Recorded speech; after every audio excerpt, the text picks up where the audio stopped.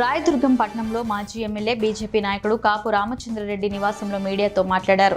గతంలో వైకాపా పాలనలో ఓబులాపురంలో దొంగలు పడి ఇనుప ఖజానాన్ని దోచేశారంటూ తనను ఉద్దేశించి అసత్య కథనాలు ప్రచురించిన మీడియా ప్రతినిధులపై సంస్థపై చర్యలు తీసుకోవాలని సిబిఐని కోరుతున్నామని తెలిపారు.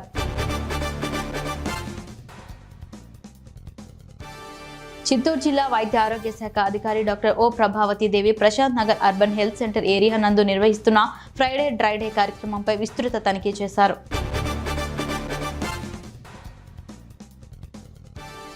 కుప్పంలోని ఎస్సీ బీసీ హాస్టల్స్ ను ఎమ్మెల్సీ కంచల శ్రీకాంత్ ఆకస్మికంగా తనిఖీ చేశారు. హాస్టల్స్ లో ఉన్న విద్యార్థులకు దుప్పట్లు పంపిణీ చేశారు. అనంతరం హాస్టల్ విద్యార్థులతో కలిసి అల్పాహారం తిన్నారు.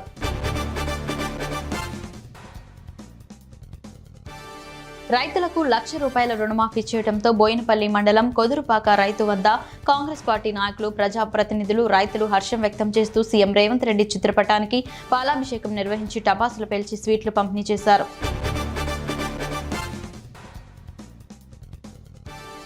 భారీ వర్షాల కారణంగా గోదావరి వరద ఉధృతి కోనసీమను తాకింది. పి గన్నవరం నియోజకవర్గం గంటి పెదపూడిలో నదిపై గట్టు తెగింది. ఈ క్రమంలో గంటి పెదపూడి, బురుగులంక, అరిగెలవారిపాలెం, పెదలంక 4 గ్రామాలకు రాకపోకలు నిలిచిపోయాయి.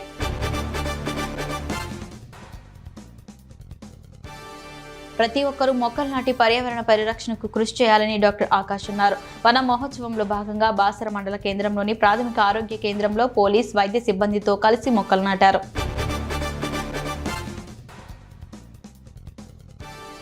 కొడంగల్ నియోజకవర్గంలో జరుగుతున్న అభివృద్ధి పనులపై సీఎం రేవంత్ రెడ్డి అధికారులతో సమీక్ష సమావేశం నిర్వహించారు. ఈ సందర్భంగా సీఎం మాట్లాడుతూ కొడంగల్లో ఫిష్ మార్కెట్ ఏర్పాటుకు ప్రతిపాదనలు సిద్ధం చేయాలన్నారు.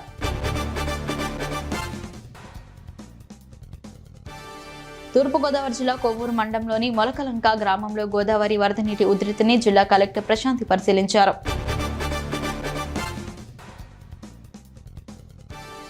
వినుకొండ వైసీపీ కార్యకర్త కుటుంబాన్ని పరామర్శించేందుకు వెళ్తున్న మాజీ ముఖ్యమంత్రి వైసీపీ అధినేత జగన్ కు గుంటూరు రూరల్ మండలం ఏటుకూరు బైపాస్ వద్ద వైసీపీ ఇన్ఛార్జ్ బలసాని కిరణ్ కుమార్ ఆధ్వర్యంలో వైసీపీ నేతలు స్వాగతం పలికారు.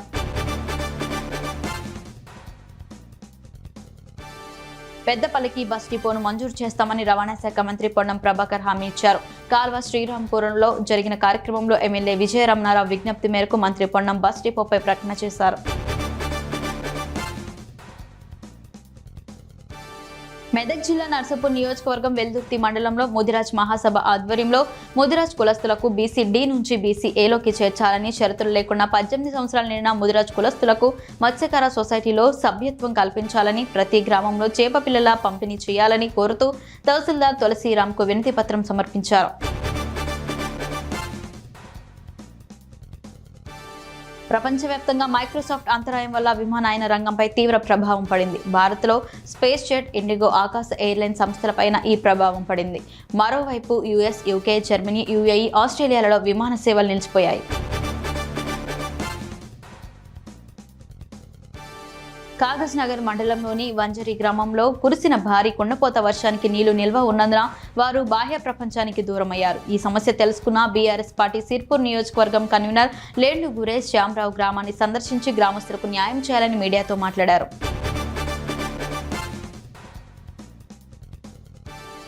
జగిత్యాల జిల్లా ధర్మపురిలో కొలువైన శ్రీ లక్ష్మీ నరసింహస్వామి దేవస్థానంలో భక్తుల రద్దీ సాధారణంగా ఉంది. వివిధ ప్రాంతాల నుండి వచ్చిన భక్తులు ముందుగా గోదావరి నదిలో స్నానం ఆచరించి ప్రధాన ఆలయంలో గల నరసింహుణ్ణి దర్శించుకున్నారు.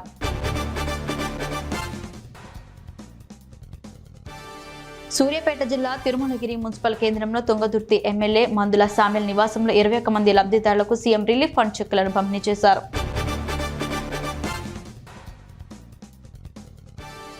ఆయిల్ ఫామ్ సాగు చాలా లాభదాయకమని, రైతులు ముందుకు వచ్చి ప్రభుత్వ ప్రోత్సాహాలను సద్వినియోగం చేసుకుని అధిక ఆదాయాలు పొందేలా రైతులను ప్రోత్సహించాలని జిల్లా కలెక్టర్ డికే బాలాజీ అధికారులను ఆదేశించారు.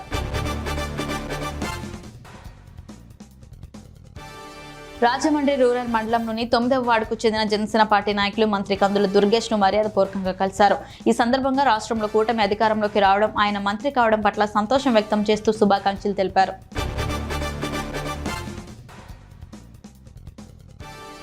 ధర్మారం మండల కేంద్రానికి చెందిన చెన్నెల్లి సాయి భార్గవ్ ఐఐటి ఖరగ్పూర్ యూనివర్సిటీలో సీట్ సాధించాడు.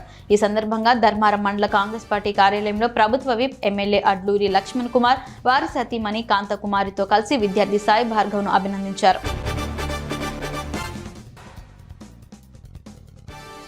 రాజకీయ అవగాహన లేక కాంగ్రెస్ పార్టీ ఆదిలాబాద్ నియోజకవర్గ ఇన్ఛార్జ్ కంది శ్రీనివాస్ రెడ్డి మాట్లాడుతున్నారని బీఆర్ఎస్ మైనార్టీ విభాగం పట్టణ అధ్యక్షుడు సలీం పాషా ఆరోపించారు. బీజేపీ బీఆర్ఎస్ ఒకటేనని కంది శ్రీనివాస్ రెడ్డి చేసిన వ్యాఖ్యలను ఆయన తీవ్రంగా ఖండించారు.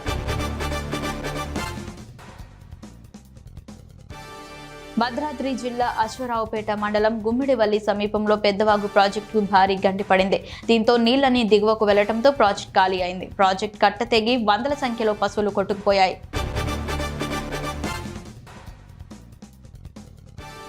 సత్తుపల్లి నియోజకవర్గంలో అత్యధిక వర్షపాతం నమోదు కావడంతో చెరువులు అలుగుపారుతున్నాయి. వరద నీరు బేతుపల్లి వద్ద చెరువుకు భారీగా చేరుతోంది. దీంతో బేతుపల్లి చెరువు నీటి మట్టం 16 అడుగులకు గాను 16.5 అడుగులకు చేరడంతో అలుగుపోస్తోంది.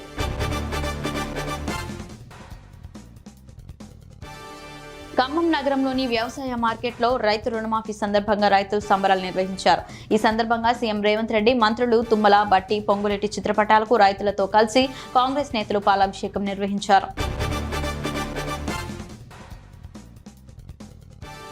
సనత్ నగర్ లో విద్యుత్ సిబ్బందిపై ఓ యువకుడు దాడికి పాల్పడ్డాడు. బకాయిలు చెల్లించాలని సిబ్బంది అడగ్గా ఆగ్రహంతో ఊగిపోయిన యువకుడు వారిపై పిడుగుద్దులు కురిపించాడు. విచక్షణ రహితంగా ముఖంపై కొట్టాడు. అక్కడున్న స్థానికులు సదరు యువకుడిని అడ్డుకున్నారు.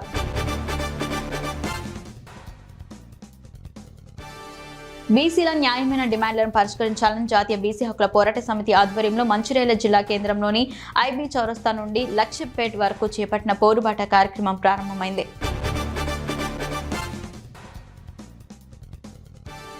ఖాదీ వస్త్రాలను ఆదరించి చేనేతకారులను అండగా నిలవాలని ఎమ్మెల్యే గుండు శంకర్ పిలుపునిచ్చారు.